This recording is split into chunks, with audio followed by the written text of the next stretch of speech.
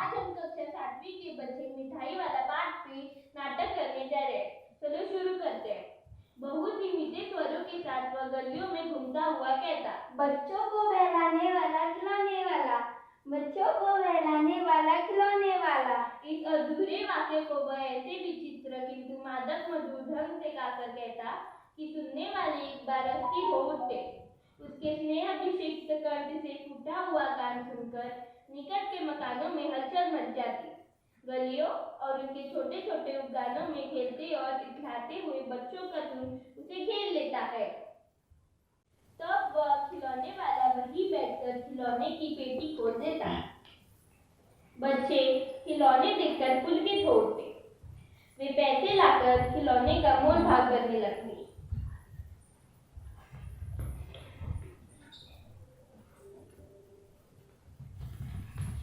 पूछते, इसका दाम क्या है? इसका दाम क्या है? और इसका?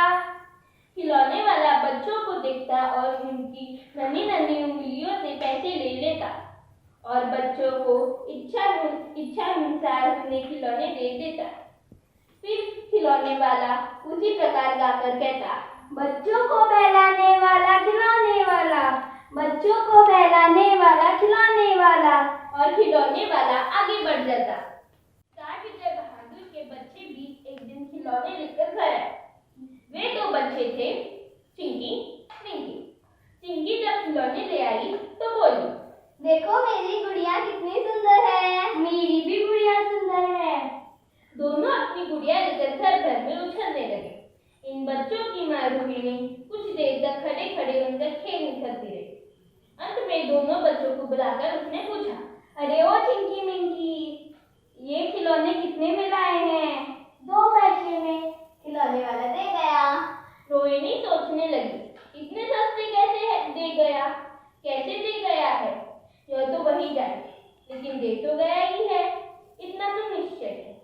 एक जरा सी बात ठहरी, रोहिणी अपने काम में लगी। फिर कभी उसे इस पर विचार करने की आवश्यकता भी भला क्यों पड़ती? 6 महीने बाद नगर घर में 2-4 दिनों से एक मुरली वाले के आने का समाचार फैल गया। लोग कहने लगे, भाई वाह, मुरली बजाने में तो वही एक उस्ताद है। मुरली बजाकर गाना सुनाकर वो मुरली भी बेचता है, तो भी 2-2 पैसे में। भला उसमें से क्या मिलता होगा? मेहनत तो न लगती होगी। कैसे है वो? मैंने तो उसे कभी नहीं देखा। उसकी उम्र तो अधिक ना होगी, यही 30-32 का होगा। वही तो नहीं जो पहले खिलौने बेचता था। क्या वो पहले खिलौने भी बेचता था? हाँ, हो सकता है, क्योंकि तुमने जो आकार प्रकार बताया उससे तो वही लगता है। तो वो वही होगा, पर भाई वह उस्ताद।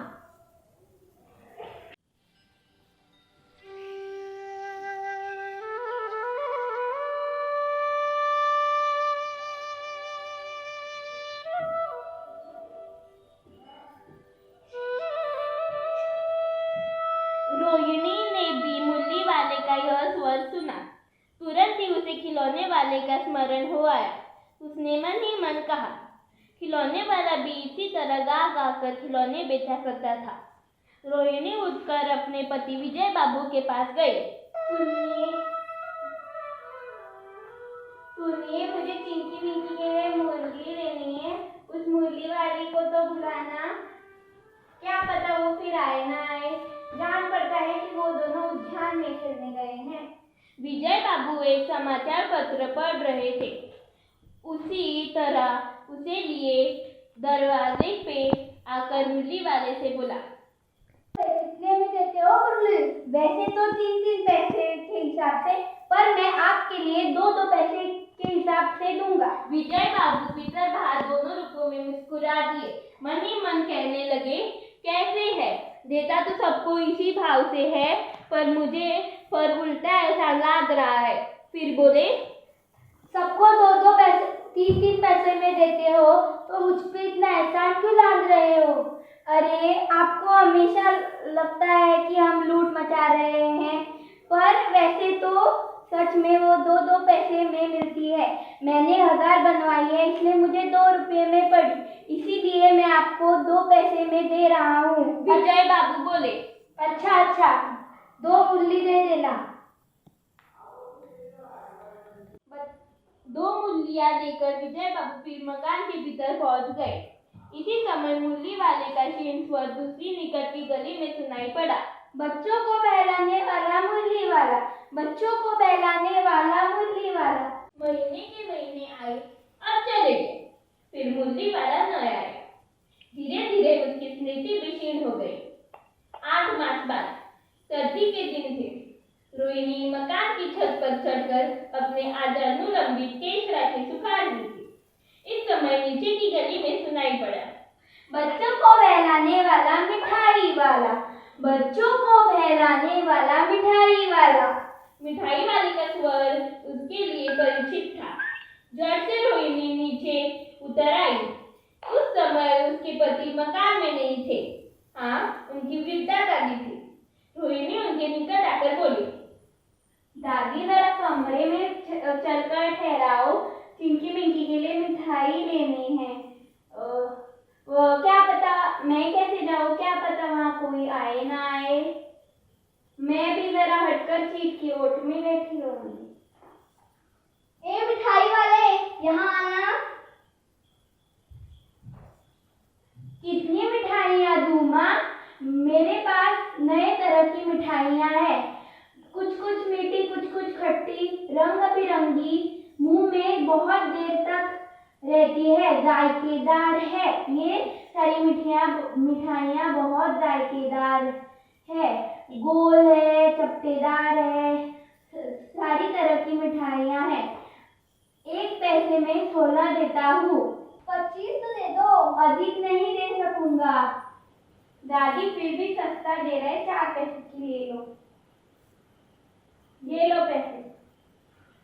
तो चलो 4 की ही दे दो, 4 पैसे की ही दे दो। अच्छा चलो 25 नहीं 20 ही दे दो। देखो मैं बूढ़ी हो गई हूँ, मुझे मोल भाव करना नहीं आता। दादी उससे पूछो कि तुम पहले इस शहर में आए हो, पहली बार आए हो? नहीं पहली बार नहीं आया, इससे भी पहले मैं यहाँ आ चुका हूँ। पहले यहाँ मिठाई लेते हुए आए थे या कोई और चीज लेकर? इससे पहले मैं मुल्ली लेकर आया था और उससे भी पहले मैं खिलौने लेकर आया था। इन व्यवसायों में भला तुम्हें क्या मिलता होगा? मिलता भला क्या है, यही खाने पर को मिल जाता है, पर एक बात मिलती है, वो है संतुष्टि, दूसरे बच्चों को खुश देख के। तो कैसे, वह भी बताओ। अब उन बातों की क्यों चर्चा करना, उन बातों से आपको दुखी होगा। जब इतना बता ही दिया है तो यह भी बता दो, तुम्हारा क्या जाता है, इसके बदले में थोड़ी और मिठाई ले लूंगी।